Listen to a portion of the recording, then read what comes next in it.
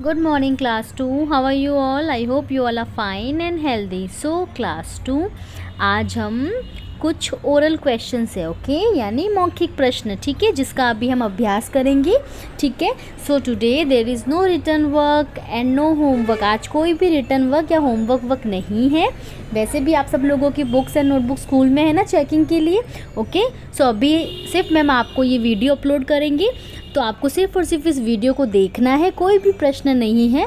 आप इस वीडियो को पूरा देखना बिकॉज हमको मैम के साथ ही रिवाइज करना है। वैसे मोस्ट ऑफ द आंसर्स आप सब लोगों को आते हैं, ठीक है। सो स्टार्ट करें। चलो अभी हम स्टार्ट करते हैं कि कौन कौन से क्वेश्चन है। कुछ क्वेश्चन है जो मैम ने जिनकी थोड़ी सी लैंग्वेज चेंज करी है, वैसे तो बहुत ईजी है, तो चलो अभी देखते हैं, ठीक है। So the first question is, जैसा आपको प्रश्न पहला दिख रहा है स्क्रीन पे, क्या लिखा हुआ है, हवा से कौन सा पौधा हिलने लगा।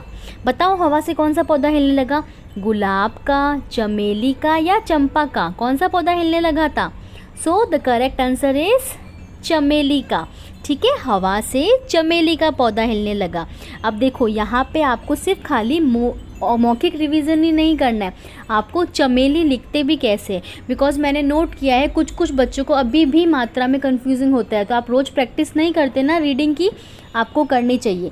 जब आप चमेली लिखोगे, च में ए की मात्रा, ये ए से एड़ी है, चमेली। ल पे मैम ने स्ट्रेस दिया है, यानी मैम ने ल को जोर लगा के बोला है। तो जब भी किसी वर्ण पे हम स्ट्रेस देते हैं तो बड़ी ई की मात्रा आती है। सो चमेली, ठीक है, ऐसे लिखोगे आप। नेक्स्ट देखिए। सो हमारा नेक्स्ट प्रश्न है, फूल पत्ते किसे उपजाऊ बनाते हैं। अब यहाँ पे सबसे पहली चीज़ है, देखो फूल कैसे लिखते हो, हमेशा बड़ा ऊ आता है। ये वाला जो होता है ना, ये बड़ा ऊ है। मैंने देखा है बहुत सारे बच्चे ये छोटा ऊ लगा देते हैं।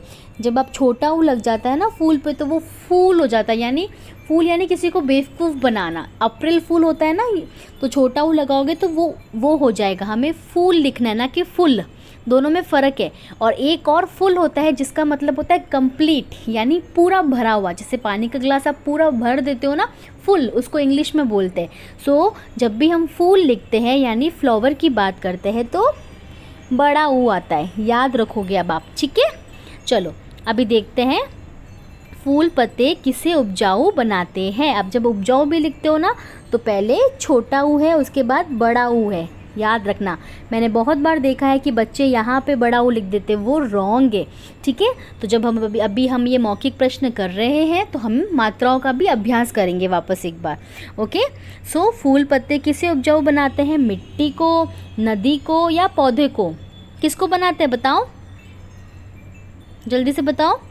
सो इसमें हमारे तीनों ऑप्शन सही है, मिट्टी को भी बनाते हैं, नदी को भी बनाते हैं और पौधे को भी बनाते हैं, ठीक है। कुछ क्वेश्चंस मैम ने आपको कंफ्यूज करने के लिए भी दिए हैं। तो सपोज़ अगर मैम आपसे ऐसा कोई प्रश्न पूछ लेते हैं ओरल्स में, तो ऐसे में आप क्या बोलोगे, मैम तीनों को, ठीक है। आपको पूरा अपने पे कॉन्फिडेंस होना चाहिए कि आप जो आंसर दे रहे हो ना वो एकदम सही हो। ज़रूरी नहीं है एक ही ऑप्शन सही हो, तीनों भी सही हो सकते हैं, ठीक है। समझ में आया। चलो मैम आपको चेक करेंगे कि आप कैसे आंसर देते हो, तो आप ये वाली बात भी ध्यान रखोगे, ठीक है। तो इसके अंदर ये भी सही है, ये भी सही है और ये भी सही है, ओके। नाउ नेक्स्ट देखते हैं, बच्चों ने कूड़ा किस में डाला, बताओ बच्चों ने कूड़ा किस में डाला था, पार्क में, डस्टबिन में या पौधों के पास। इसका करेक्ट आंसर है डस्टबिन में। याद है मैम ने आपको बुक से एक लाइन बताई थी कि बुक के अकॉर्डिंग हम आंसर टिक करेंगे। सो इसका करेक्ट आंसर है बच्चों ने कूड़ा डस्टबिन में डाला था, ठीक है। पाठ के अनुसार किताब में ऐसी कोई लाइन नहीं लिखी हुई है कि बच्चों ने कूड़ा पार्क में डाला, वो डाला करते थे, ये पार्क की थिंकिंग थी, ठीक है। पार्क को पता था कि वो डालते थे, इसीलिए वो उदास था। तो हमारी कहानी ऐसे स्टार्ट हुई थी। फिर जब धीरे धीरे उसने बातें सुन ली थी, तो उसके बाद बच्चे आते हैं, बच्चे किस में कूड़ा डालते हैं, डस्टबिन में। ये लाइन हमारे पास है और मैम ने आपको लाइव क्लास में पहले समझाया हुआ भी है, ओके। सो इसमें आप कंफ्यूज नहीं होंगे, डस्टबिन में ही इसका आंसर है। कोई भी बच्चा यहाँ पे पार्क में नहीं लिखेगा, ठीक है। नाउ नेक्स्ट है, भारत के बच्चे कैसे बन रहे हैं। ये तो बहुत इजी है, बताओ शरारती, वीर या सजग, जल्दी से बता दो। सो भारत के बच्चे सजग बन रहे हैं, इजी है ना। नेक्स्ट देखते हैं, चमेली का पौधा क्यों हिलने लगा? गर्मी से, बारिश से या हवा से? अब देखो क्वेश्चन सेम है बट मैम ने थोड़ा सा चेंज कर दिया। बताओ, तो चमेली का जो पौधा था वो हवा से हिलने लगा। अब मैम ने यहाँ पे इसको चेंज करके बस एक ट्विस्ट डाल दिया। मैम ने यहाँ पे लिख दिया चमेली का पौधा क्यों हिलने लगा। मैम ने पहले क्या पूछा था, किससे हिलने लगा, अभी क्यों हिलने लगा। तो दोनों कंडीशन में आंसर सेम ही रहेगा। ठीक है, आपको अच्छे से सोचना है बिकॉज आपको स्टोरी अच्छे से पता होनी चाहिए। नेक्स्ट देखते हैं, विकास और विशाल कमरे में बैठे बैठे उकता गए थे। उकता गए जाना यानी बोर हो जाना। ठीक है, क्योंकि धूप निकली थी, बारिश हो रही थी, अंधेरा हो रहा था। तो क्या होगा इसका करेक्ट आंसर? इसका करेक्ट आंसर होगा बारिश हो रही थी। बारिश हो रही थी तभी तो वो बच्चे बाहर नहीं जा पा रहे थे अपने गेंद से खेलने के लिए, है ना। आई थिंक ये सबको आता है। नेक्स्ट देखते हैं, थोड़ी देर में इंद्रधनुष गायब हो गया। अब देखो इंद्रधनुष कैसे लिखते हो, ई, ये जो बनाते हैं ना ये ऐसा उल्टा भी, ये र होता है। ठीक है, हमने र के रूप पढ़े थे, एक तो ये था, एक ये वाला था, और कौन सा था बताओ र के रूप में, और एक ये वाला था, याद है। सो ये भी र का रूप है। सो थोड़ी देर में इंद्रधनुष गायब हो गया था। बहुत सारे बच्चे ऊपर बिंदी भी नहीं लगाते, आप लोग बिंदी का ध्यान रखोगे। ठीक है, नाउ तो थोड़ी देर में इंद्रधनुष गायब हो गया था। घर में, बाजार में या आकाश में? क्या होगा करेक्ट आंसर? आकाश में। इजी है ना ये। नेक्स्ट देखते हैं, विकास और विशाल के पिताजी क्या लाए? बताओ, गेंद, पौधा या बग्गी? बहुत इजी है, विकास और विशाल के पिताजी गेंद लाए थे। ठीक है, ये गेंद, यहाँ बिंदी लगाएंगे। अगर आप बिंदी नहीं लगाओगे तो ये गेंद हो जाएगा, गेंद।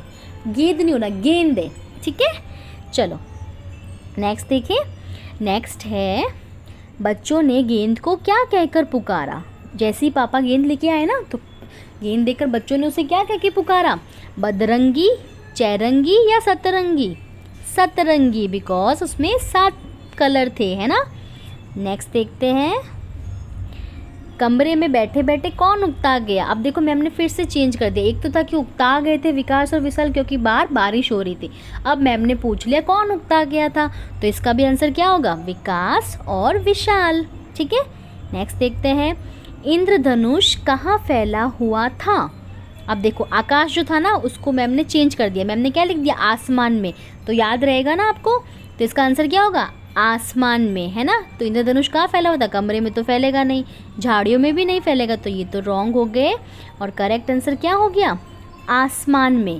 ओके, नाउ नेक्स्ट देखते हैं। ठीक है, गेंद में कितने रंग थे? बताओ, सतरंगी थी तो कितने रंग होंगे? 7। ये भी बहुत इजी है। ओके, नाउ नेक्स्ट, गेंद कहाँ मिली? कहाँ मिली थी? जब बच्चों ने माँ को आवाज़ दी थी तो मम्मा ने गेंद ढूंढ के दी ना। तो गेंद कहाँ पे मिली? कहाँ मिली थी? इंद्रधनुष पर, झाड़ियों में या कमरे में? कहाँ मिली थी? जल्दी से बताओ। यस, झाड़ियों में। अब देखो झाड़ियों में कैसे लिखते हैं, बहुत सारे बच्चों को मैंने देखा है वो जब झाड़ियों लिखते हैं ना तो ड़ लिख के ये वाली मात्रा लगा देते हैं, ये बड़ी ही होती है, इसे नहीं लिखते, हम हमेशा छोटी ही लगाते हैं। ठीक है, अब देखो मैं आपको इसकी एक ट्रिक्स दिखाती हूँ। वैसे तो बहुत, ये जो मैम आपको अभी एक चीज़ समझा रहे हैं ना, ये हिंदी में सब शब्दों पे लागू नहीं होती, बट फिर भी हिंदी में देखो जो 3 वर्ण के अक्षर होते हैं ना, जैसे झाड़ियों में, तो जब कभी भी जैसे लिखा हुआ है झाड़ियों में, ठीक है ना, जैसे झाड़ियाँ, तो ये बीच में आया है ना, अगर कोई वर्ण बीच में आता है और उस पर छोटी ई या हमें ई का साउंड सुनाई देता है, तो सब में ज़्यादातर हम क्या लगाते हैं? छोटी ई ही लगाई जाती है। आप देखना, आप कभी भी देखना, अगर कोई 3 वर्ण वाला शब्द है, जैसे इसमें 3 है ना, तो देखना बीच में अक्सर ई के स्वर वाले जितने भी शब्द आते हैं हमारे पास, उन सब में छोटी ई लगी हुई होती है। ठीक है, और आप कभी भी नोटिस करना, अगर हमारा जो साउंड है वो लास्ट में ख़त्म हो रहा है, ठीक है, यानी लास्ट में जैसे पानी, माली, और सोचो 4 अक्षर का सोचो कोई शब्द, बालकनी। ठीक है, तो देखो ऐसे में क्या होता है, अगर लास्ट में यानी सबसे एंड में, लास्ट की बात करिए, अगर लास्ट का जो वर्ण है वो अगर ई का स्वर सुनाई दे रहा है, तो बहुत सारे बच्चे कंफ्यूज हो जाते हैं कि मैम छोटी या बड़ी। तो हमेशा याद रखोगे कि लास्ट में जब भी होता है ना तो हम बड़ी ही लगाते हैं। अब ये जो है ना, कभी कभी हमें देखने को मिलता है कि किसी किसी शब्दों में ऐसा पॉसिबल नहीं होता, तो वो बहुत रेयर होता है, बट 90% हमेशा जब हमारा साउंड जब ख़त्म होता है, जब हम उसको ख़त्म करते हैं लास्ट में, हम किसी वर्ण को 2 अक्षर का हो, चाहे 3 अक्षर का हो, चाहे 4 का हो, तो अगर लास्ट में जो वर्ण है उसमें अगर हमें ई का स्वर आ रहा है तो आपको कंफ्यूज नहीं होना, उसमें हमेशा बड़ी ई आती है 90%, ठीक है। कुछ ऐसे होते हैं जिसमें देखने को नहीं मिलता है, बट बहुत कम ऐसा पाया जाता है, ठीक है। तो अभी ऐसा नहीं कि मैम ने बोल दिया तो हमेशा ऐसे होते हैं, नहीं, लेकिन 90% तो आपको बोल के भी यानी उच्चारण के समय भी ध्यान रखना है, ठीक है। और अगर 3 अक्षर का है और बीच में अगर ई का स्वर आ रहा है तो बड़ी ई लगानी है, छोटी ई लगानी है, आप कंफ्यूज हो जाते हो ना, तो हमेशा छोटी आती है। जैसे तितली, आप लोग तितली लिखते हो, बहुत सारे बच्चे तितली लिखते हैं, तो दोनों में कभी बड़ी ई लगा देते, कभी छोटी ई लगा देते। जैसे देखो तितली, अब देखो तितली, तो जब हमने बीच में और जब शुरू भी किया तो देखो छोटी आई, और लेकिन जब हमने ख़त्म किया तो बड़ी ई का साउंड आया, है ना, ठीक है। तो ये थोड़ा सा कुछ एक ट्रिक था, ये बुक में नहीं है बट ऐसा होता है, ठीक है। तो मैम आपसे शेयर करना चाह रहे थे, ठीक है, जिससे आपका भी थोड़ा नॉलेज बढ़े। चलो अभी हम आगे चलते हैं। नेक्स्ट क्वेश्चन है हमारा, गेंद कौन लाया, पापा, दीदी या दादी जी। अब देखो यहाँ पे भी देखो, बताओ दादी जी, सब यहाँ पे देखो, दोनों में क्या आया, बड़ी आया। तो मैम ने बोला ना कि 90%, ज़रूरी नहीं कि हमेशा स्टार्टिंग में छोटी आए, नहीं, ठीक है ना, लेकिन 90% ऐसा होता है, ठीक है। तो थोड़ा वो ट्रिक है, जितना आप न्यूज़पेपर पढ़ोगे, जितना आप नई नई पुस्तक पढ़ोगे, तो आपको वैसे वैसे खूब सारे शब्दों का ज्ञान होगा, आपको पता चलेगा कि उसे कैसे लिखा जाता है, कैसे पढ़ा जाता है। तो रीडिंग बहुत इंपॉर्टेंट है, मैम चाहे बोले चाहे नहीं बोले, बट आप खुद सेल्फ उसको याद रखोगे, ओके, बिकॉज आपको ग्रो करना है ना, आपको अच्छा बनना है ना। चलो तो इसका आंसर देखते हैं, गेंद कौन लाया, तो गेंद कौन लेके आया था, ऑब्वियस सी बात है, पापा यानी पिताजी, ठीक है। यहाँ पे पापा भी सही है, और अगर यहाँ पिताजी लिखा हुआ होता वो भी सही है, ठीक है। नेक्स्ट देखिए, नेक्स्ट तो है ही नहीं, ओके, सो इतना ही था। चलो अभी क्लास 2 लाइव क्लास में मिलेंगे। लाइव क्लास में आज हम पहेली है, मैम ने बोला था ना कि पहेली सोच के रखना, तो लाइव क्लास में हम पहेली वाला गेम खेलेंगे और चित्रकथा वर्णन। इट मीन्स आज मैम आपको थोड़ा सा आपकी रफ नोटबुक में कुछ लिखाएंगे, जिससे आपको हिंदी में लिखने में प्रॉब्लम ना हो, जो आप सोचते हो ना वो आप अच्छे से सही मात्रा का प्रयोग करके लिख पाओ, ठीक है। Thank you everyone. कोई पीडीएफ नहीं है, सिर्फ ये वीडियो है, तो आई होप आपको अच्छे से समझ में आया होगा और आपने एंजॉय किया होगा। Thank you so much.